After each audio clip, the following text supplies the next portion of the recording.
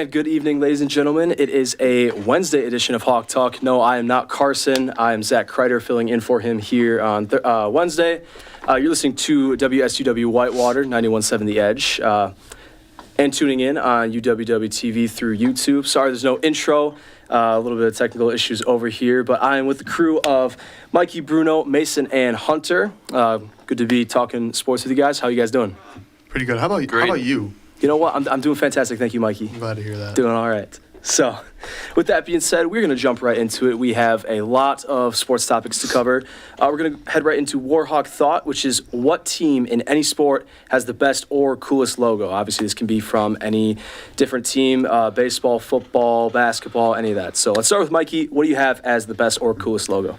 To me, I'm not really a big fan of today's modern logos. I just think that I'm not a big fan of them. I'm a big fan of the retro logos. I'm going with the original Tampa Bay Buccaneers logo. I'm a big fan of that logo. I mean, the creamsicle jerseys with them too. Those are awesome. I love the creamsicle jerseys. So I'm a big fan of the Buccaneers logo. You're talking the one with the sword in the mouth, yeah, right? Yeah, sword in the mouth. Yeah. Yes. Like the first Tampa Bay Buccaneers logo. So I guess it leads me to ask, are you a fan of the creamsicle jerseys then too, or no? I am. I'm a fan of the creamsicle jerseys. I mean, even though it was Hugh Culverhouse that, allowed the logo, I'm not a big Hugh Culverhouse guy when it comes to team owners, but I am a big Tampa Bay Buccaneer logo. Okay, all right. Let's over to Bruno. Who do you have? Man, there's way too many. I came with a ton, and it's too hard to narrow it down. You can say a couple if you want. I mean, I really dig the Redskins logo. Controversial. Yeah. Which kind of ties into the Blackhawks as well. That's one of my favorites of all time. And then we'll go, this one will top them all three. Not a fan by any means, but Michigan's throwback logo. It's like a Wolverine with the M hat on top. I like that thing. I don't know if I'm familiar with that one. Michigan's throwback logo. Oh my goodness. I've never seen this logo before. You never seen that? No, I have not. That's actually really cool. Yeah. So I'll go with that one as my top, but I despise Michigan in most everything, so. I don't disagree with that, yeah. Understandable. Well, that's really cool. I guess I've learned a new logo now. That's awesome. Let's go over to Mason. What do you have? Realistically, you could go with any of those old college football logos, all the ones with the hats. I like all of those ones. But I'd say my mind was kind of made up between two. But I got to take this one. I hope nobody was going to take it before me. The alternate Memphis Grizzlies logo, like with the bear on it, the one with the or maybe it's just one of their older ones, the Vancouver Grizzly logos. Oh, I know what you're talking about. Yeah, those ones are super, super hard to me. And the jerseys to match with them too are like some of my favorite jerseys of all time as well. So those are pretty cool. Or the old Warriors logo.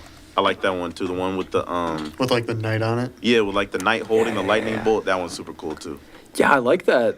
That's a good one. Grizzlies pull. I like that. Yeah, those jerseys are so cool. Probably one of my favorite jerseys. Actually, no, I do with it's a John Morant one. That's Vancouver though. I don't know how he got it at all. Those are really sick jerseys. Yeah. Wow. All right. Good pull. All right. Let's go over to Hunter. Who do you have? Best logo. I'm going to go across seas here in the Premier League. I'm going to go a little bias here. I like Liverpool's logo. That's my favorite team. I was actually wearing a sweatshirt into the studio today. I like the bird with like the seaweed in his mouth. I don't really know what it is. I looked it up just now. It's like a flower of some sort. But yeah, the You'll Never Walk Alone above the logo. Yeah, just everything about the logo I like. I know you're going to hate this, but I like Chelsea's logo a lot, too. I do like Chelsea. Chelsea's logo is pretty cool. I like a lot of the soccer team's logos. I think they're pretty sick. Okay, yeah, I wasn't expecting a soccer logo. Yeah, I'm looking at it right now. It's really, like, detailed logo. I don't know if I've seen a more detailed logo than that. That's pretty insane. Oh, yeah, dude, the Premier League logos they're insane. Yeah, they're all really, really detailed. It's not like a NFL where it's like, for the Packers, for example, it's just throw a G on there, yeah. Well, I mean, soccer, most popular sport in the world, so I guess you have to have the best logos. Just throw a letter up there and call it a logo. Bro, I'm so tired of, and this go for logos and jerseys, kind of everything in general, the simplification of everything. Like, when you look at all the old logos, like, most of the logos we were named from, like, the NFL or, like, NBA-type logos, they're the throwback ones. They just had so much more character back in the day that now it's kind of getting stripped away. And even in terms of the jerseys are now kind of like, have you guys seen the new jerseys that they just dropped for the NBA for, like, this year? They're pretty much just plain Like they look like middle school jerseys. I think a lot of it too is like it's just like a plain jersey and there's like no stripes or any Yeah. sort of like decorative anything on the uniforms. It's all just like the Cardinals uniform is a perfect example. Yeah, the Like their Cardinals home ones fell uniform off is that. just red with Yeah. white numbers on it. That's all it is. It's horrible. Just going back to that, are you talking like the city jerseys for the NBA, like the new ones that they're coming out with? Yeah, I'm pretty sure they're the city jerseys that just dropped. Hold on, let me just make sure.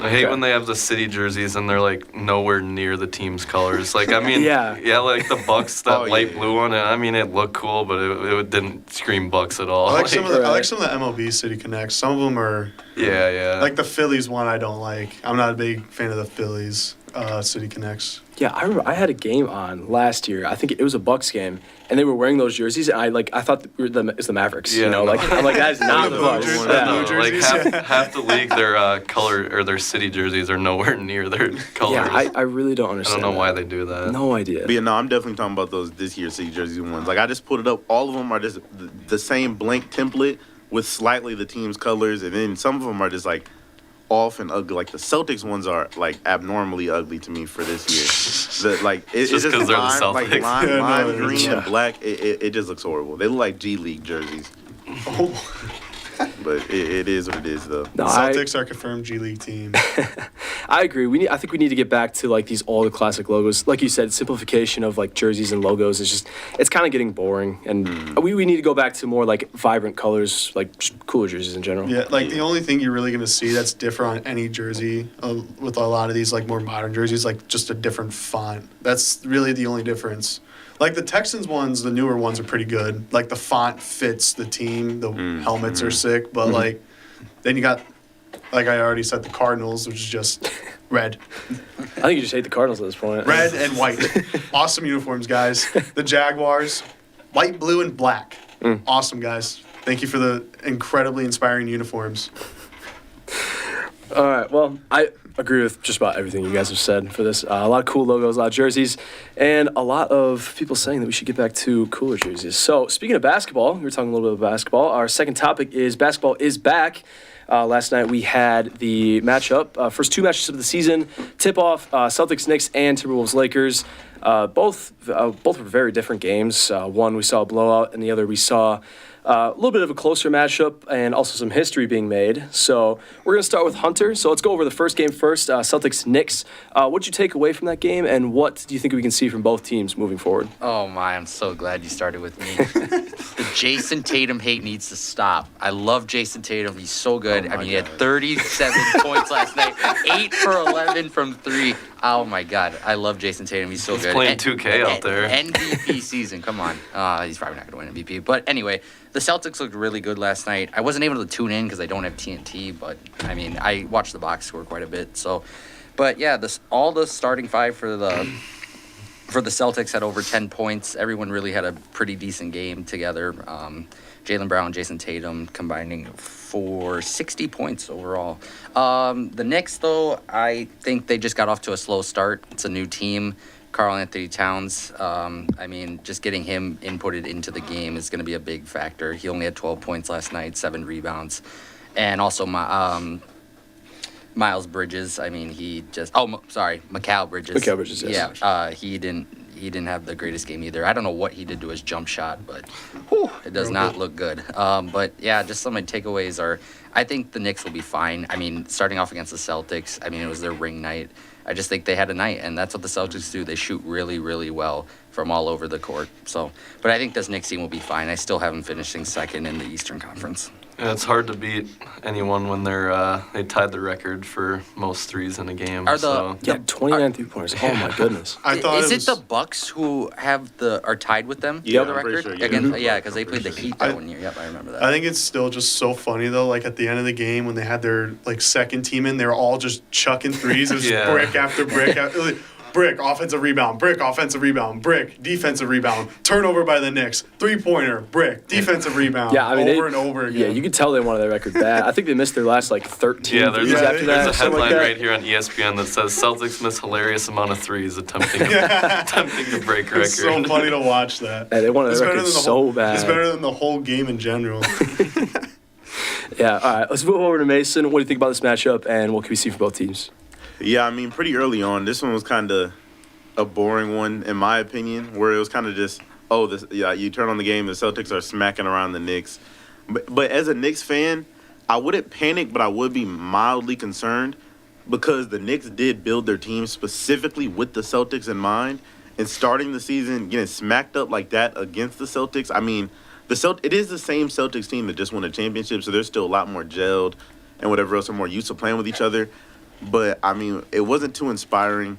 Obviously, Karl Anthony Towns went out there. I mean, I'm not even surprised. It's Karl Anthony Towns. People were acting like he was, like, some insane player. It's still cat at the end of the day. Like, I mean, like, it's like Karl Anthony Towns, Julius Randle. I mean, there's a reason they were traded for each other. And then Mikal Bridges, he started off the first half a lot worse than you would like to see, but he started to pick it up. I imagine he'll play better in games coming up.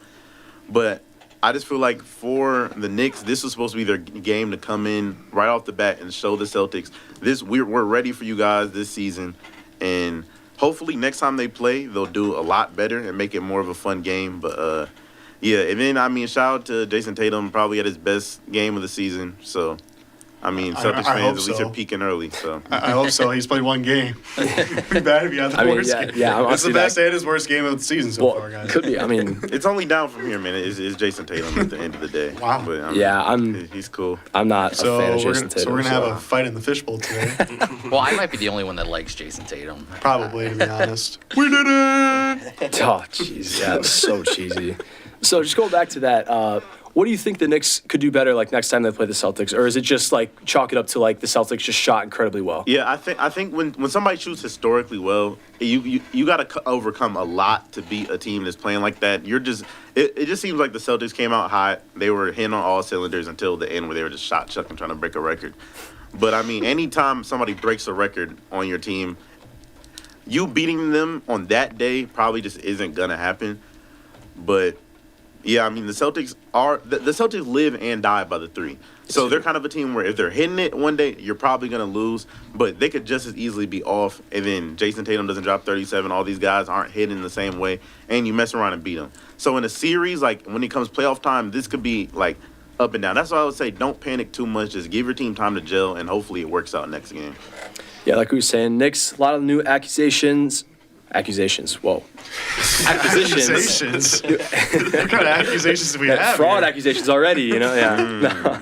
A lot of new acquisitions. So obviously they got a gel. So yeah, like you said, probably not a good idea to panic yet. So let's move over to Bruno. What do you see in this game?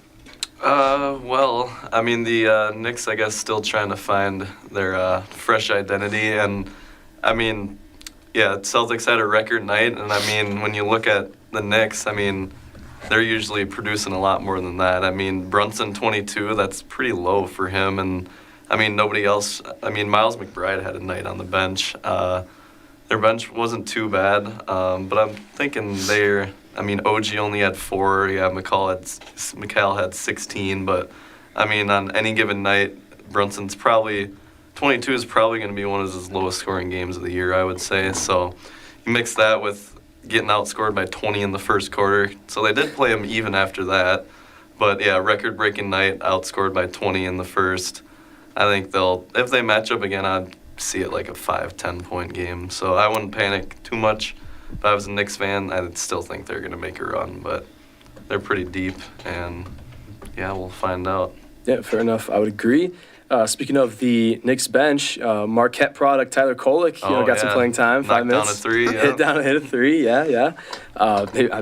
Maybe we can see him, a little bit later down the line. But yeah, just a little bit of just lack of chemistry, I guess. Maybe if they had the Nova boys, if they had DiVincenzo in there, right. maybe they would have played a Nova little better. Knicks. But yeah, Nova I don't Knicks. think they really needed to make the off-season moves, but I guess what do I know? I mean, if it ain't broke, don't fix it, and it wasn't very broke. They were just injury-ridden all playoffs, so I don't know. That team last year, healthy, I think could have made a better run, but When you are based in New York, you always have high expectations because their fan base thinks they're the greatest team to grace the planet Earth yeah. So every year. then why'd they need to bring in Cat out of all people? But Yeah, that trade surprised me. I was Because really they're trying to surprised. make sure they can stay relevant for their I fan know base. both teams had a very good year last year, and I probably would have just left it as it was. But that's why I'm not a general manager. All right, let's go over to Mikey. What did you see in this game? You mentioned it earlier. I think it was just a lack of chemistry for the Knicks and the Celtics with all the chemistry in the world. Obviously, a team that just won a championship and hasn't really changed much over the course of the offseason. There was some drama, I guess you could say, about the team, but I think this game really just proved that the drama didn't mean anything whatsoever. When your team's shooting 50.5% from the field on 95 shots and you're limiting the turnovers to just 3 turnovers in 48 minutes, you're more than likely going to win the basketball game. If you don't, then there's a serious issue. But, I mean, overall, they were just super electric, especially with Tatum with his double-double, shooting 14 for 18 from the field. For the Knicks, a lot of it was just lack of chemistry and turnovers. They had, 11 turnovers that game. Their bench came in and committed, I believe, 5 turnovers. Kolek had 2 of them, even though he did come in and knock down a 3. Yeah. Miles McBride, though, I gotta give that man his flowers. That dude came off the bench and was amazing. Give that man more minutes, please. He was absolutely phenomenal. He actually played more minutes than Jalen Brunson. Did he really? Yeah, Brunson only played about, 25? Yeah, only 25 minutes, yeah. Yeah, drop Brunson's to about 20 minutes, please. Give McBride about 48 minutes. He's probably the greatest player of all time. That's another thing about the Knicks. Thibodeau, he's that coach that plays his starters literally the entire game. So you don't really see what you have on the bench most of the time unless a person gets injured. So it's really cool to see. Yeah, really cool to see McBride come in. And Miles McBride was amazing. 4 for 5 for 3. I think he went 4 for 4 and then it ended up missing one eventually. But ultimately, just a lack of chemistry for the Knicks. They're a fresh team, fresh roster without Randall, without DiVincenzo. Now they got Towns in there. And Cat, I mean, he came in. He was underwhelming, but he's just got to get adjusted. The Knicks just have to get adjusted to the new team. The Celtics don't have really anything to adjust to. They're practically the same team. I don't even know if they made any offseason moves or not. Xavier Tillman maybe for a key bench guy, but nothing crazy. Yeah. Nothing insane. Nothing that's going to break the NBA. So it's just ultimately the Celtics were just more prepared. They had more chemistry. They were more prepared to go into the game. And, of course, 29 3-pointers is amazing. And watching the last 5 minutes of the game had to be the funniest 5 minutes of basketball I've ever watched in my life. Yeah, I would do anything to watch that again. That was so funny. Yeah, I mean, probably just funny just because the Celtics were missing, Maybe that is why. I don't think we have too many Celtics fans in this room. No. So, yeah. Enjoyable. Yeah. All right, so with all that being said, we're going to move on to the second matchup of the night, which was a lot closer, Lakers and Timberwolves. Definitely more exciting matchup, and history was made. Wearing the LeBron jersey. LeBron jersey, LeBron and Bronny, got on the same courts together. First father-son to ever play together on the same court at the same time, which, I mean, to me is just absolutely absurd. No one could have ever predicted this happening. But let's start with Mason for this one. So what did you see in this game, and what are we thinking from both teams moving forward? I think the main highlight of this game, especially if you are a Lakers fan and watching how the Lakers are going to look with the new coach situation, having J.J. Redick coming in for his first year. J.J. Redick said early on that he wanted AD to be the star of this team and show that this was his team now and not having to rely so much on the 1 million-year-old LeBron James. And I think we saw that last game is we just saw AD be what people have been wanting him to be for so long and just letting him dominate on that team and just be the main guy. I believe he dropped 37 in that game. 36, yeah. Oh, yeah, 36, yeah, my bad. And he was just taking over that game. I liked how they were utilizing LeBron a lot more off ball than they used to. It seems like he's kind of like, the way I've seen people talk about it, he's like kind of like a super Draymond where like he's being used off ball and like he can still facilitate the ball and stuff like that. But a lot more of his work is done off ball and just letting AD get to the post, get his shots up, and be the main scorer and actually lean more on him. Hopefully that doesn't lead to like more injury problems or anything with AD because we do know that can be a problem. But I believe that the Lakers are in a great spot in terms of that. And now I'm a little bit more optimistic towards what they could look like this season because I think there were a lot of question marks with the new coaching situation, LeBron getting older, and AD's health still being shaky. And then as far as the Timberwolves go, not the prettiest game, but it is still the first game. I wouldn't overreact too much to either side from this game. But I personally believe that with the cat trade, the Timberwolves did get worse. And you saw a lot of Julius Randle and Rudy Gobert not being able to live on and coexist on the offense together. So I really hope they figure that out. Because I like Anthony Edwards a lot, and I liked the Timberwolves last year. I'm not sure why you just completely change how your team's looking, but like they said earlier, I'm not a GM, so they I think might have a better it plan. might have cleared up some cap space too. Yeah, that too. The cap space. Yeah, but like you said, just a really weird trade. Yeah. I mean, you made the Western Conference Finals and you were almost in the finals, Yeah. and then you just trade one of the cornerstones of your franchise for like 7, 8, 10 plus years. Yeah, it feels like they kind of just like punted on this season. Like they're just Yeah. kind of like, this season we know we're just not going to get anywhere because realistically they're not looking to win the West with this team. There's just no way they can be serious with that. So Yeah, and I'm not, personally myself at least, I'm not the biggest Julius Randle fan. I feel like he kind of sometimes he's feels like butt. he's He's the number horrible. one. Like he doesn't really like to coexist with a guy that feels like he's the guy. yeah, I feel like he wants to be the He guy. wants to be the superstar. Exactly. So Kind of like Michael Jordan. We're going to start that. We're going to start he's Michael Jordan's son. He looks just like him. yeah, we're not going to get into conspiracy theories here on Hot Talk. No Jimmy Butler, Anthony Edwards, none of that. I feel like that could be a whole separate show in and of itself. So We started a new show on 91.7 The Edge. yeah, so we're going to move on to Hunter. What did you see in this game from both teams? Kind of like the Celtics and Knicks game. I wasn't able to watch this one much, but I did check the box score. But I think this is a very impressive win for the Lakers. I mean, they shot 5 for 30 from 3. They only knocked down 5 threes all night. I mean, and to the Timberwolves having 13 made threes all night. I mean, they shot 13 for 41 from 3. So I think this is an impressive win for the Lakers with the new head coach. The only thing that kind of worries me about this Lakers team is their depth. I don't think they have the best depth to kind of like Mason said make a run for the West. I think they're a top. Not even. I don't even know if they'll make the top 5 at least. But I mean, I'm praying for this Lakers team. I want to see LeBron James have a good season. I don't know if this is his last, but I mean, this is just a good way to start with the new head coach. Yeah, I would agree. Speaking of how many years LeBron can play, I'm of the opinion that he could probably play another like 3-4 more years just to I mean, what's the question? Like, how many years could he play and still be like useful, like still be really good? Because I feel like if you just want LeBron to like come off the bench and still be in the league, he could probably go for as long as really he wants to. But I don't know. yeah. I think he's starting to reach that MJ on the Wizards phase, possibly. Yeah. Just the way he was playing, it just didn't look like the LeBron James that you're used to seeing. The athletic, free. Like I mean, I was watching him go for rebounds. And he wasn't even jumping for him. He was just swatting at the ball practically, and he just seemed like he didn't really. He's losing his step, and it's kind of hard. It's weird to say that when you're talking about LeBron James. As much as I am not that kind of fan of LeBron James. But it is weird to see someone like LeBron James, who's been so athletic throughout his entire career, just suddenly lose that step of athleticism.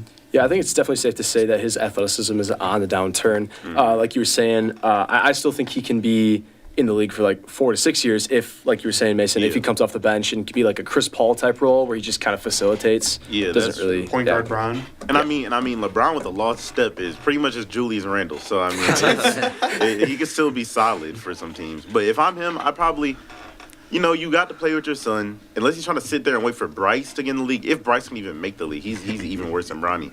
Oh my God. You're that Bryce, you suck. Yeah, I think You're that terrible. one's probably over. I think this year, just leave the game before the game leaves you. I kind of like what Tom Brady did. I feel like Tom Brady should have stayed retired the first time he was going to retire. Just leave the game on a high note. Just come in, hey, your kid came in, you made history, you broke almost every record there is for you to break still. Just leave the game because I don't want to turn on the game and see LeBron with like 2 points off the bench. Like that would be sad. I do. Definitely. Finally, I can laugh at him. Finally. Wow. No, okay. I mean, he's going to be like 48 at that I got the point. jersey on, man. Come on. What are we if, talking if about? Colin here? and Laz were here, they would walk into the fishbowl and beat me. Yeah, they They'd would. be infuriated. Shout out to Colin and Laz. A lot of, if some of you watched the show last semester, you would know that they're big Laker fans. Or just watched it yesterday. Or yesterday, I suppose that too, yeah. Their unbiased takes were phenomenal, or their biased takes. Lakers are going 82-0. What do you mean, that's not realistic? To a Lakers fan, maybe. All right, so reluctantly, I'm going to pass it over to Mikey. What'd you see in this game? Wow, reluctantly, huh? Well, yeah, you were talking, about LeBron. I don't want to hear that. Fair. That's fair. Ultimately, I think a lot of this game was just the first half was so good for the Lakers, specifically the the second quarter, outscoring your opponent 33-19 is huge momentum going into the half. And yeah, the Timberwolves started to slowly come back during the second half, but ultimately when you get blown out in that fashion in the first quarter or in the second quarter, your odds are with the way they played in that second half where their defense kind of just let up and they just try to focus offensively more defensively like they typically do. It just ended up falling apart for them, unfortunately. AD was phenomenal, of course. 15 attempts from the line, knocked down 13, 11 for 23 from the field, 36-point double-double with the 16 rebounds. It's just the three-point attempts from the Lakers need to stop. They were so bad from three. What was it, 5 for 30, I think it was? It was 5 for 30, yep. It was bad. They need to stop shooting threes. They just need to start shooting inside the arc. They need to start capitalizing on AD in the paint because if he can get to the line like he did in this game and keep doing this frequently, he's going to be a high 20, low 30 point average player this year for sure. Oh, yeah. And if he can keep rebounding, keep playing, and I believe they do have him at center, if I'm not mistaken, unless they're putting him at the 4. I'm not entirely sure. I believe he's at AD? center probably. Yeah, AD. he's He's got center. it. He's got to be. gotta be I the mean, center. nobody else would be. Yeah, the Lakers need a center. Dude, But- they've been needing that for Well, they're years. putting Rui at the my fives. goodness. But yeah, I think for the Lakers, the three-point attempts need to stop. I mean, they went 37 for 65 inside the arc too. When you just eliminate the three-point attempts, they shot really well. It's just you gotta avoid chucking up threes, thinking you're Steph Curry over and over again. Another thing, I just like seeing Bronny and LeBron come out on the same court, just from the dude, just about what I could have done on the NBA basketball court. In other words, absolutely nothing. But Oh no, he got one rebound. Yeah, he had got a one He Yeah, had yeah, a yeah. whole rebound. minus a rebound, he did the same thing that I would have done on an NBA basketball court. And then I think he took a shot. He Well, he didn't He have took any two. turnovers. He He probably took- would have had a he got couple. pretty He close took- to getting an yeah, he assist from his probably dad. So True, yeah. No, almost. I probably wouldn't have gotten any turnovers because they wouldn't have passed me the ball. yeah, I've seen Maybe that they would have exact passed same me all wide open in the corner, which odds are it would be very high because I cannot shoot.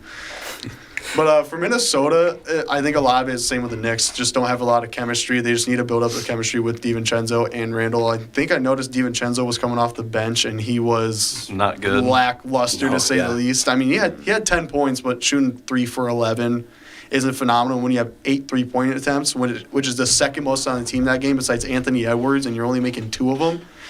Yeah, I see why you're on the bench. To say the least, I see why you're on the bench. But he passed around the ball pretty decently. He had 2 fouls, did have a turnover as well. And that might be another thing you could note was the turnovers. Anthony Edwards, you could say was a star for the team, but from what I'm seeing, he's getting too chaotic to where it's starting to hurt him more than the other team at points. Like especially during crunch time when they were down by like 5-6 points with like a minute to go, he was dribbling frantically. He didn't really know what he was doing with the ball, and then he ultimately would just dribble it off his foot and give it to the Lakers, and they just took an easy layup over and over again. Ultimately, I think with Anthony Edwards, he just needs to slow down and commit more to controlled chaos a little more than just dribbling around frantically trying to make a play and prove that you're the star player of the Timberwolves. Yes, he had 27 points, but to me, when you're going through four turnovers, a lot of them were at that butt end of the game as well in the fourth quarter. I just think that he needs to start slowing down and start evaluating the court rather than thinking, I'm the star of this team. There's a reason I have 40 minutes so far this game. I'm going to make the play. No one else can make it. When you got Gobert in the paint, he's not an offensive threat, sure, but still, you can pass the ball around. You have guys on the court. Naz Reid might be on the court. I'm a big Naz Reid guy. I already mentioned Rudy Gobert. Julius Randle, you can pass to him. Pass the ball around. Don't try to dribble around your guy and throw up a hectic layup and then completely miss and make a fool out of yourself so the whole NBA world can laugh at you. He's done it time and time again, and he did it plenty of times against LA. Yeah, like you said, I think that's just a matter of him putting too much pressure on himself. Getting rid of Cat, like the second star of the Timberwolves, probably has him feeling like he has to kind of shoulder more of the weight. And like you said, we kind of saw that last night. I think a lot of it also the Olympics. He was showing out a few games in Yeah, the he was. Olympics too. He was playing really well, and I mean we saw plenty of 3-point attempts from him as well. Only player I think in the entire game that had double-digit 3-point attempts. He had 13, and he went 5 for 13 too. Yeah, and just going back to the Lakers three-pointers, I think that is definitely a design from JJ Redick. You know, given that he was a three-point shooter in his career, I think he understands that obviously 3 points are better than 2 points. Obviously, 3 points are more than 2 points. So I think he just wants them to shoot, even if they don't really have the personnel to do it. If they can get hot, I think that can really take them to the next level. So let's finish off with Bruno here. And what did you see from this game? Well, I think you guys pretty much hit on everything, but the one thing that I was going to say that stood out to me the most, Hunter already touched on, and that was the depth of the Lakers. I mean, I think their bench is going to be a liability this year when, your top minute guy is a rookie in Connect, which he's got a lot of potential. But, I mean, the only vets they got is Gabe Vincent, who's pretty mid, and Jackson Hayes, pretty mid. And I think the only reason Bronny got in was just to make some history. So I don't think he'll be touching the floor much this year, and I don't think he should be touching the floor much this year. And I'm not really buying into either of these teams. I could see them both being on the bubble and both maybe playing teams, which that is tying into my bold prediction as well for the T-Wolves. But I don't know. The Lakers their bench is not going to do much for them this year. And if Bron's taking a step back, which he very well could be, I don't think they'll probably be a 500, couple of games above 500. So, yeah, biggest takeaway for me is 3-point shooting atrocious, obviously, and the lack of depth on the bench. But I think Connect's actually going to be a good player. His first game as a rookie. So, but yeah, their bench is going to be what holds them back, and Bronny shouldn't touch the floor at all. So do you think that they're going to send him to the G League, or do you think that he's going to I don't know. I think the only reason he's up here right now is because of LeBron, but I think a fair point. I think that's common knowledge. Yeah. He probably should be in the G League. He probably actually should be in college right now. But Jersey sales are through the roof, Bruno, all right? Yeah. Jersey sales are through the roof right he now. should be averaging 6 points a game on USC right now, but he's getting 3 minutes a game in the league. So, yeah, that's my takeaways. Fair enough, yeah. I do believe in Bronny. Like you said. Yeah, not this year, though. No, not this year, yeah. He definitely needs, that time to He needs develop. development, yeah. And that's the thing, is, his skill set is perfect for what the Lakers need if he is developed, because he's a 3-and-D guy, and that's literally, Yeah, and his last preseason game he played pretty good, too. Catching lobs. 17 points, I think he had? Yeah. All right, and like you touched on, bold predictions. Yeah. So real quick, I know that we've kind of talked, a lot about basketball here, so we have other topics to get to. So real quick, we're just going to go around the room and say what your bold prediction is. We're going to start with Hunter in the fishbowl. What do you have for your bold prediction in the NBA? Wow. I'm going to agree with, I think it was Bruno who said this. I think the Timberwolves are a play-in team. Yeah. I don't think they'll be as good this year. That might be crazy to say after they made the Western Conference Finals last year, but I don't know. I think this team might fall off a cliff. Okay. I mean, when you have Julius Back to Randle the- on your team, that could definitely be a possibility. Back to their old T-Wolf form. Let's go over to Mason. What's your bold prediction? I know it sounds a little bit crazy to some people, and they are known as one of the better teams in the East, and they should, in theory, be like a top 3 team when you think about it, or at least top 5. But the 76ers could very easily end up missing the playoffs, depending on how things shake out, because they already announced that Joel Embiid will not be. Joel Embiid said himself that he will not play in back-to-back games for the rest of his career, more than likely. So that maximizes him at most. If he played every single game he could possibly play, that's 67 games only. And then you also have Paul George, another very injury-prone player. They said they might do the same thing for him as well. So we don't know how that's going to alternate back and forth, however that's going to go. And then Paul George is already starting out the season injured.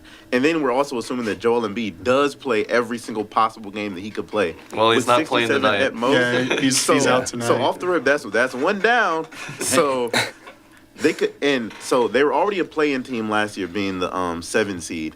If they run into trade, because here's what I'm thinking in my head. The Heat end up being the 7th seed. Mm-hmm. The 76ers end up being the 8th seed. Trae Young is the play-in tournament boogeyman.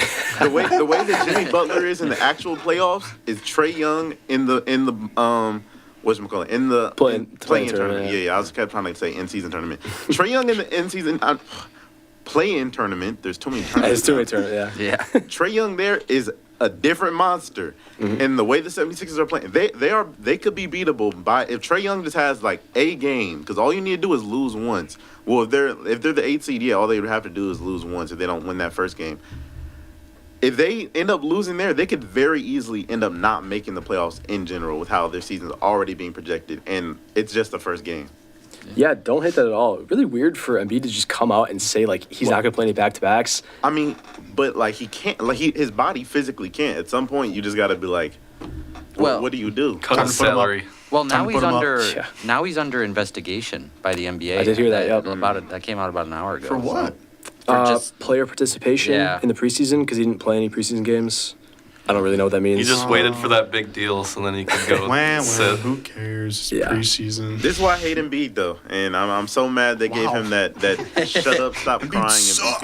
MVP because Embiid is just like at some point the health has to become a real factor in how we rank these players and really look at them, and it's looking bad. And I'm sad that he's gonna probably end up being one of those players that's like really good but ends up being lost to history due to stuff that's out of his control. So. It is what it is, though. But he is a crybaby and a flopper, so I mean, I don't really feel so bad. I don't know. Yeah, well, hey, Crybaby, flopper, Embiid. What a bum. Yeah. best ability is availability after all. So let's go over to Bruno. What is your bold prediction for the NBA season? Yeah, well, he was talking about the play-in. When I think of the play-in, there's two teams that come to mind. This has nothing to do with my prediction, but I always think of Trae Young and the Hawks and the Bulls. It's all Yeah. every Yeah, year. oh my It's like the goodness, 9 every and 10. But What do you have the anyways, Bulls for? so my bold take was going to be the T-Wolves in the play-in, but my other bold take is the Lakers are going to miss the playoffs because Like in the play-in together? yeah, LeBron's or they're going to be in nine. They're going to be in the 9 or the 10, or they're going to miss it, and that's because LeBron's going to take a big step back, and they don't have the depth to recover from that. So better luck next year. Hopefully Laz and Colin aren't watching this. Yeah, that's tough. I mean, that hurts me just hearing that. So you mean Bronny James is not just going to all of a sudden turn into like a 20-point per game scorer? Right, Come yeah. on, what are we Yeah. talking about? You told me here? Bronny James is My not going to be bad. the unanimous Rookie of the Year. Are you kidding me? I mean, with this rookie class, he might mess around and be just off of name alone. Yeah, this I'm not rookie sure class is terrible. It's gonna be Rob Dillingham. Yeah, He's so who- shifty. DNP last night. Rob Dillingham. Okay. All right, let's go over to Mikey to finish off the basketball segment. Who do you have? Guess as we're your bold going prediction? back to the play-in. Yay. I'm so happy my take is so original. I'm going with a team that made the finals last year, though. I'm saying the Dallas Mavericks are getting eliminated from the play-in this year. Wow. I think this year the roster is going to fall apart. The locker room is going to grow bitter and bring negative morale to the team. And I think a subpar season will come to Dallas, and I think the one-year wonder is going to start. Yeah. That chant will be starting in plenty of arenas this season. You know, I think- Kyrie can only be happy for so long. Exactly.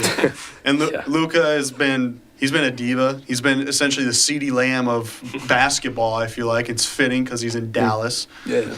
But ultimately, I think Dallas will be a play-in team and possibly miss it. And, of course, when Klay Thompson gets eliminated, he'll have the four rings up for sure as soon as he gets eliminated. But As long as he don't Yeah. go 0 for 10. yeah, as long as he doesn't go 0 for 10 in an elimination game. Yeah, hey, Klay Thompson, any minor inconvenience, he's always holding up that 4.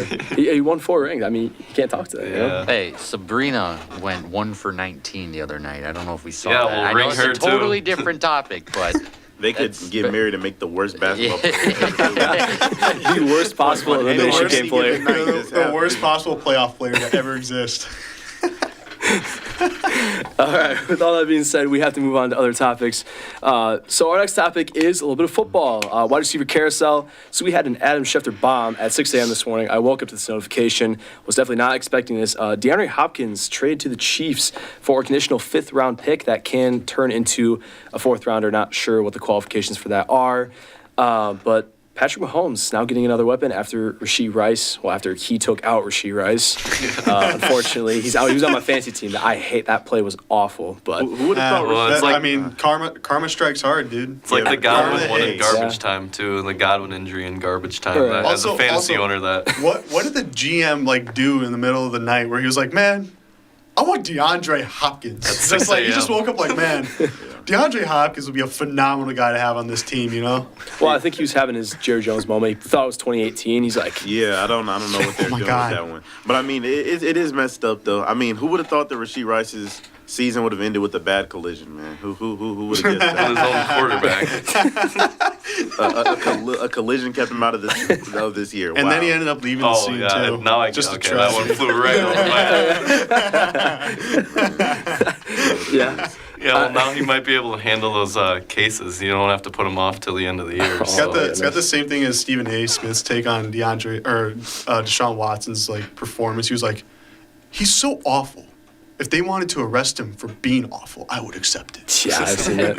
A lot of legal trouble in the NFL. But Yeah, let's start with Bruno. So this trade, DeAndre Hopkins going to the Chiefs. Do you think that this is something of note, and how do you think this compares to other wide receiver trades that we've seen? Yeah, I mean, maybe it'll turn Patrick Mahomes' terrible season around, but they haven't seemed to need him. But yeah, he always could use another weapon, and without Rice, I mean, he's really got Worthy as his kind of his top target right now. And DeAndre Hopkins might be a little washed, but you know he's still got something in him. And as a fantasy owner of a injury-ridden team with Chris Godwin and Cooper Kupp, I mean, Oh my God. having Hopkins in my starting lineup, I feel that. Which is Chris terrible. Godwin part right there. That Chris Godwin one stuck home, dude. Dude, But- same here. I'm so sorry. But About yeah, this. having Hopkins in my starting lineup, which is awful to say, him Is he going your to wide the receiver Chiefs. one right now? I don't think so. Who's that, D-Hop? Well, it's gonna be Cooper Kupp because he's coming Oh, back. okay. But right now, it's pretty. It was Godwin, Cooper Kupp, and Rashid Shaheed as well. Oh Dude, wow. There's So- trade talks. There's trade talks for Cup as well. Yeah, For I well, did. yeah. Yes. Yeah. But We yeah, can I get to think that a little bit later. Hopkins might get a little more targets on the Chiefs, and it gives Mahomes another weapon because he's kind of lacking that. So, yeah, he's got the athleticism still, I think. But yeah, Yeah, people don't want to talk about it. Mahomes is not having a great season. Caleb Still Williams 6-0. is having a better year. Yeah, he is. I mean, Mahomes, I think he leads the league in interceptions. He's if I'm not wrong. yeah, He's like tied with something Minshew like and that. Love. Yeah. Except, Jeez, Yeah, he's except, got six except tutties Jordan and Love 8 is, interceptions. Yeah, except Jordan Love is second in touchdowns. I've been with calling only 4 Mahomes games. a bum this whole season, and people keep like acting like I'm crazy. He has 6 touchdowns to 8 interceptions. Well, they're 6-0, so And just Yeah, because wow, Taylor oh my Swift goodness. goes to his games, I can't talk about him anymore. Oh my, I don't get it. I don't get it. But that's whatever. We can keep She's going. going to recreate that moment that Kittle and I forgot who it was. Kittle and Juszczyk had with their wives when they're Oh, like yeah. like at the sideline and they came over and hugged them. She's gonna fly down from her box in her private jet down to the sideline so she can have that moment. All right, well, let's move on to Mason. What do you think about this trade, and do you think this pushes the needle for the Chiefs, even if they're a 6-0? You know, like I woke up and I saw that, I was like, wow, that's insane. Like this is gonna make the Chiefs like an even better team. And then I realized it's 2024, not like 2020. And D-Hop is all of 32 years old, and in his prime, he already wasn't like the fastest type of guy. So like old age, I'm not sure if he just has the same amount of physicality, because that was always his thing. He was just more physical than you. He'd just go up. This is gonna go. Never mind. Just pause whatever I was gonna say. He would just get. Okay, man. I feel like I know Nah, where you- you're going with that. You're trying to say Whatever it here. is, he just could catch the ball very well. You know, and there's nothing you can do to stop him for the most part. It would just be, I'm more physical than you. I'll just do whatever I want. Pretty much. Pause if needed. We don't need any more. There's no avoiding we, it. we don't need any more Deshaun Watson type situations. So, but true. you know, Oh my but anyways, it's definitely like he's old, and it's. I think it helps. I mean, he's better than Xavier Worthy. But what does it really do? Well, do I think it just changes what the Chiefs already were? No. I mean, the Chiefs were already good regardless, despite Patrick Mahomes playing bad. And that's because their defense is playing like one of the best, if not the best defenses in the league. I'm not sure if this is like one of the big moves, whereas it's like Amari Cooper to the Bills. Like that, I feel like that's a more impactful player right now today. But I mean, shout out to D-Hop. Maybe he'll have a career resurgence, and I eat my words. But as of right now, I'm not really losing any sleep over it, unlike the Chiefs GM. Yeah, DeAndre Hopkins, I mean, definitely known for being like more of a jump ball guy. He's not like a player that's going to like burn you over the top. He's not really a big guy when it comes to separation. D-Hop out Yeah. there somewhere. That's what, Yeah, right. They're just gonna chuck up Hail Marys the whole Yeah. time. Yeah, but yeah, really weird just to see the Chiefs like completely change their identity. I mean, they went from like a run and gun offense, Patrick Mahomes throwing for like 5,000 yards, 50 touchdowns, to all of a sudden them being a running team and relying on their defense. It's just really weird for a team like this to just completely change their identity within a year. So I guess when your entire receiver core is injured and you're relying on young and inexperienced receivers that aren't really the best either, I'd say. I mean, Xavier Worthy's fast, but that's really it, I'd say. He had a great first game, but that's all he's really had. So on a Monday, Brendan, the host had his take was, this was serious too, that Okay. they're going to go undefeated, win out the season, and win the Super Bowl. So Did he- 17-0. Did And he say said that? to bookmark it. Did he say that ironically or was that serious? No, it was serious. Why is that guy a host, man? I'm sorry. Like, Brendan, I love you, man. I can't get with that. He's talking about, what is it, Kirko 'Cause he's last like- year or something like that, and then he's now like, this. Oh, well, my if goodness. Mahomes is this Kirk was bad insane and they're last 6-0. year until he got injured. Then his Achilles Yeah. completely There's exploded. no way in, that the Chiefs are going to go I mean, undefeated. No there's way. Yeah. ways if you were just trying to be delusional, like he said, if Mahomes is playing this garbage, I mean, if he turns good, how do they end up losing? Right, that So was his point, is that Mahomes been bad and they're 6-0, but I still suppose. they're gonna run into somebody. Yeah, I that- feel like they're gonna lose to a stupid team or something like that. Yeah. That's like, how it like- always goes, like the Commanders. yeah, Hey, they play the Raiders next week. that's Yeah, like a that's team the has last nothing one. to lose. Minshew. Literally, it's always a team. They're like, you know what? Let's just go out there and let's just ruin their entire week. Let's ruin Yeah, right. everything for them. All their hopes and dreams. You know what? We're gonna make them hate their lives, and they go out there and succeed. Chiefs fans are still waiting for a Sky Moore breakout. Anyways, let's move over to Hunter. Sky Moore. What do you think about this trade? I think it's actually a great addition for the Chiefs. I think Hopkins is still pretty good. I mean, his best game this year came against the Packers, unfortunately, where he had 6 catches for 73 yards. I thought he looked pretty good in that game, watching it live. I mean, I think this is a great addition after losing Rashid Rice, Marquise Brown, and Juju Smith-Schuster, who we saw Juju Smith-Schuster had a great game a couple weeks ago, so I think he's a pretty good receiver still. But I think this just adds depth to their team. I think Hopkins can still be good. I think this could become Mahomes' favorite target until Rashid Rice comes back. So I think this is a good step for them. I still have them going to the Super Bowl this year. I don't have them winning the Super Bowl, but I think they'll go back to the Super Bowl for the 3rd consecutive year. Who do you have them playing in the Super Bowl then? Or losing to, I guess, in the Super Bowl? Lions. Packers. Either the Packers or the Lions, man. I've never been big on the Vikings. I say it on the Thursday show. I still think they're frauds. I do too. I do too. Thank you. But yeah, either the Packers or the Lions. The Lions look really, really good. So Yeah. I mean, the whole NFC North is in the playoffs right now. So I was just going to say That's that division insane. looks crazy. that's just It is insane. crazy. Yeah, as a Bears fan, I think we lost our bye week, so Yeah. I mean it's looking scary from Oh, here. we had a Bears fan in the room. Hey, Yeah, well, yeah. good for you guys. You got a quarterback. That's awesome. Yeah. That's so cool.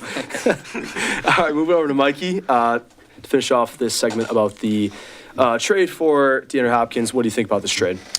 Pretty much the only people that are making this a big deal are people that follow him on TikTok because he has the best hands on TikTok, like he said in 2020. But yeah, like that's the only people that think this trade is significant. It's significant for the Chiefs, but not the NFL because obviously the Chiefs get a veteran receiver, a guy that can maybe help the young and inexperienced guys I mentioned before, maybe develop them a little bit easier, and he gives them a little insight, not really on running routes because he's not exactly great for separation, but when it comes to jump balls, he is one of, if not the best to ever do it. He's agree. phenomenal at it. I'll say it over and over again, though. He's not nearly as significant as Amari Cooper is to the Bills. To me, he's closer to Devontae Adams. This is kind of a desperation move, sort of, from the Chiefs. Okay, their yeah. quarterback is underperforming. He's frustrated with his performance, not his record, obviously, because he's 6-0. Yeah. But ultimately, I think this will probably be a duo where, like, the first game or two, I think DeAndre Hopkins will go, like, 150 yards and a touchdown or something. And, of course, the media is going to be, oh, my God, this is the best duo that's ever touched the football field. They're so good. They're the best duo, best wide receiver quarterback duo since Devontae Adams and Aaron Rodgers. And then eventually when the film comes out and eventually team after team will figure him out and just figure out, just guard DeAndre. Don't let DeAndre Hopkins go for a jump ball. It's that simple. Double cover DeAndre Hopkins, have his safety on his side of the field at all times. And just like that, you eliminate the jump ball. And Mahomes goes right back down to absolute mediocrity, if not, you could even say below mediocrity, the way he's been playing so far. Ultimately, the connection, I think, will be for the media will be phenomenal to start out, and then it's going to die right there. It's going to die after the first week or two, I think. Yeah, I mean, that's definitely not a bad prediction. I mean, he is 32, like Mason was saying, looks all of 32. And there's definitely some injury concerns with him. He hasn't really been able to stay on the field all that well these past couple years. Since the Cardinals. Yeah, very true. I actually thought he was going to the Chiefs that year that he was deciding where to sign, and he signed with the Titans of all teams. That's just a weird place to go. I want to win a ring. Let's go to the Tennessee Titans. Well, I mean, at least he got his wish, but now he's 32, and he, has more miles on his legs, and it's just... A couple years too late, I I'd don't say think for it'd be. him. I don't know if this is a wild take to you guys, but I think we could see DeAndre Hopkins possibly retire after this year if it doesn't work out in Kansas City. I think it's possible, Yeah. but I don't think it's like a guarantee. It's coming I've always close one thought- of these years. I've always thought this: players go to the Titans to ruin their career. Like Well, he did DeAndre that. Hopkins, definitely Julio, did that. Julio Jones. I mean, these guys just Yeah. fell It's the off wash a cliff. Andre Johnson. Exactly. Who was that safety? He used to play for the Seahawks. Jamal Adams. Yes, Jamal Adams. Thank you. Yeah. Yes. He was on the His Titans? career was ruined on the Seahawks, Yeah. to be honest. He was horrible in Seattle, I feel like. He was not that good in Seattle. Yeah, Blitz boy. I mean, I'm the best in the nation. he hasn't done anything since what, the Jets? His first 2 years that he played in the league? Yeah. Yeah. That's not a bad point, though. I mean, Titans are kind of like a graveyard. Honestly, they haven't really been. Have they ever really? They They made the Super Bowl they've one been year. good. Yeah, I With guess, yeah. what was it the Music City Miracle, I think it's called? Yeah. Yeah, that was Warren The Moon, right? Huh? That was Warren Moon, I No, believe. I think it was Steve McNair. It was Aaron McNair. I mean, yeah, a couple yeah. years ago when they And had then they still were had yards short. Tannehill and Henry, I mean, they went like 12-4 a couple years in Yeah, a row. Cinderella run. But yeah, then That's- they and then the Bengals lost said- in the first round. Yeah, Bengals said, nuh-uh. And just took him out. Well, yeah, Mikey kind of hinted on it earlier. So just to open the floor here, another rumor of a trade is Cooper Kupp possibly being on the trade block. Is there any place that you guys could see him going to? I know he's, 31, kind of injury prone. Is there a team that you think would be willing to make the trade for Cooper Kupp, or is he going to stay on the Rams? Maybe the Steelers, I guess. I mean, Buccaneers, that's what they're saying, which they lost their top 2 targets, but I don't That's know. not- One of them They're- is their fault. The only problem, Yeah. yeah, that's true. Chris Godwin was But like 100% next their year fault. they'll be back, and then they're gonna be paying Yeah, I don't see why Yeah. they a do ton that. of money for 3-star receivers that they really honestly don't need. But Mm-hmm. I mean, if they're trying to win now this year, they think they're a contender. I mean, yeah, maybe they'll sign him, but I think they just eat it for this year. But What teams are rumored to be like in the trade talks? well, the Buccaneers are the first, I think. Buccaneers. I think Steelers. I've heard Steelers. Steelers, yes. I think the Steelers are involved in every single trade talk like that ever comes Yeah, out, that and could then be it tough, never though. happens. I Every don't, time. I don't think Cooper Kupp fits in with like the Steelers culture. To me, I feel like It'd be weird. Like Yeah, Cooper Kupp in Pittsburgh would be weird. I don't know about that one. Like part of me is like, oh, the Ravens just need to go get any receiver, but then I'm like, I'm not sure if he really fits in that type of style. I feel like Matthew Stafford and Cooper Kupp are in love with each other, and like they kind of need to like. They might be. I It's kind of possible. want them to It's stick possible. together. They just have a connection, and like it's just like it's kind of weird almost. Like it's just like they're just out there. They just telepathically talk to each other, and Cooper Kupp is magically open, running at a whopping 12 miles per 3 hours, and he's just wide open all of a sudden. And then Matthew Stafford throws a no-look pass, and he gets it, and it's Cooper Kupp. He does the Cooper Kupp thing. But I don't know. I feel like he just should just stay with the Rams. But if you're the Rams, I do see he is an older wide receiver. I see why you would be trying to get off of him. But I'm not even sure what like his trade value would really be, considering his injury history recently. I feel like just rock out with the Rams at this point. The Buccaneers wouldn't make sense. I mean, the Chiefs, that's over with. I wouldn't even see him with the Chiefs as much. But I don't know. I'm not even sure what team he would I mean, be I get why with. the Rams they're trying to sell because I mean they're not going anywhere, and that's their best Yeah. piece they got. So they're gonna try to get all Should they have done can it with Aaron for 'em. Donald, if you ask me. I think Yeah. they should have done that when Donald they had the chance. I feel like. Yeah. Yeah, and I feel like, speaking of trade value, I feel like it's probably going to be similar to what DeAndre Hopkins is because it's an older Probably a guy couple that's making a picks. lot of money. Yeah. I don't know. Only because that Triple Crown year he had.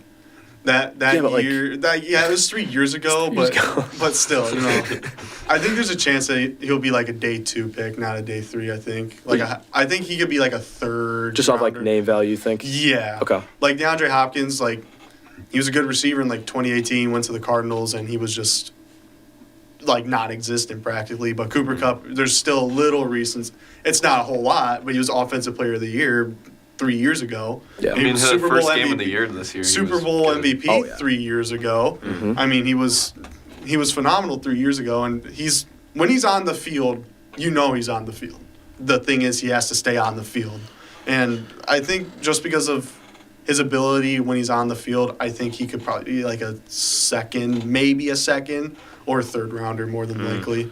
You know what? I just looked up, and the top team that this one is showing me is the Chargers. The Chargers are an interesting team for Cooper Kupp. I That'll could be maybe awesome. see it, and I'd love to see Justin Herbert finally get a good receiver because seeing him, especially last game, go for like He can pass for 1,000,000 yards and still end up with 0 touchdowns and lose the game. I'm not sure how it We'd happens. say finally get a good receiver. Keenan Allen and Mike Well, Williams. no, until okay, this year year specifically, yeah, you just need somebody to throw to. Yeah, I mean, I love true. Ladd McConkey, but I mean, he's not that dude. Don't hate him. He's not that dude right now. McConkey. I don't hate Ladd McConkey, but he's just Hey, not he's got the a kind cool of guy. name. True. Ladd. Yeah. I mean, I call him a conqueror, and it's kind of funny. But speaking of the Chiefs, I think the Chiefs reportedly actually wanted to deal for Cooper Kupp, but they didn't want to give up like a high draft pick, and also they weren't willing to take on a lot of his money that he was making. So we could have seen a Cooper Kupp to the Chiefs trade, and instead they pivoted and went to DeAndre Hopkins. Thank So- God. Thank God. Well, then again, Cooper Kupp would probably go to the Chiefs, and then like 3 weeks in, like, my ankle hurts again. Oh no. My You know? ankle. Yeah. My ankle. He's been having ankle It's like problems for a long time. Michael Thomas with his toe.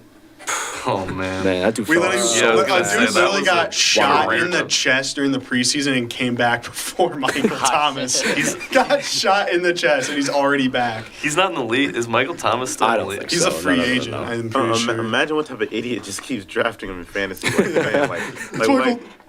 type of dumb, like, stupid, ugly guy would be doing that every year, man? Like, this gonna be the year. Like, guys, Dumb, stupid, and ugly. Man. Oh my God. He broke the record for receptions that one year. Remember when we won the NFC Championship?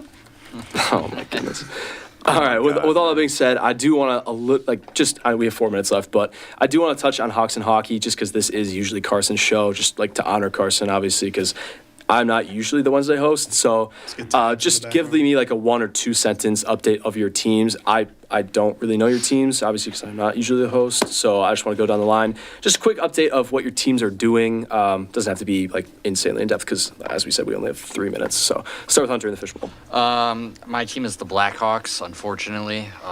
They have looked terrible. They're 2-4-1 right now. Connor Bedard is carrying this team. He's the only reason they have 2 wins. That's all I have to say. Yeah, that was my team actually last year, and still more the same, I suppose, this year. So over to Mason. I mean, this is my first year even trying to slightly pay attention to hockey, and I chose the Chicago Blackhawks. And I mean, they're tanking. They suck. They just lost to possibly the most auralist team I've ever seen in my life, just based off the name. The Canucks? Yeah, I don't know. That's just so. I mean, they're tanking. So it is what it is. Okay, yeah, just more of the same for the Blackhawks, I guess. Over to Bruno. Yeah, I'm Blackhawks as well, and I mean they still don't have Lev Shinnoff, their number 2 pick, but he just got released from injured reserve. He's playing for the Ice Hogs right now, so he's not going to be a huge factor when he gets back, but he will be good. And goaltending has still been an issue. They've allowed 4 or more goals in 5 of the first 7 games, which isn't ideal. So get Lev Shinnoff back, get him in the mix. They're not going to be a playoff team, but maybe they'll do something. I think he's got 3 Blackhawk people in this room. Wow, okay. Over to 4. Mikey. Are you? 4. Oh my gosh, these are all Blackhawks. Oh my gosh. Yeah. I'm sad to watch this team over and over again. It makes me just sad. Makes me nothing else fancy about it. Bedard has not been carrying this team like Hunter thinks. He has 6 assists and a goal so far. I mean, he's doing decent, but when you have the most time on ice per game as a forward, you need to be, in my opinion, producing a little bit more than that. As you mentioned, Lev Shinnoff and Rockford kind of want to go to an Ice Hogs game now. I haven't gone to one of those in so long. But ultimately, the defense sucks. The goalie sucks. Everything sucks. Why is Peter Mrazek in the goal? I don't know. I hate him. Every time he's in the goal, I know we're losing the game. It's almost a guarantee. It's like 95% sure we're losing. But pretty much, yeah, we're just tanking for Wemby, I guess you could say. Yeah, right. I do think it's safe to say probably that Bedard is probably the only bright spot on this team, though. What'd you say? I mean, Teravainen's been pretty decent. He's done really good on the power play, actually. He has 2 goals from the power play and 3 assists. 5 of 7 points have come from the power play. But, I mean, yeah, I think that's really our only bright spots. Our power play's been halfway decent so far this year. And just speaking on Carson's team real quick, Seattle Kraken, right? That is his team. Yeah. Yeah, it Yes. is. And the Wild, they're undefeated. And the Wild, yeah, but And the Utah Hockey Club. I like the Wild. yeah, just going over the Kraken real quick. They unfortunately lost last night, 3-2, and unfortunately we don't have any more time. So thank you for listening on 91.7 The Edge, WSUW Whitewater, and tuning into UWW TV through YouTube for all of my crew here, I'm Zach Kreider. Thank you for tuning in and bring you back to some tunes. Have a great rest of your day.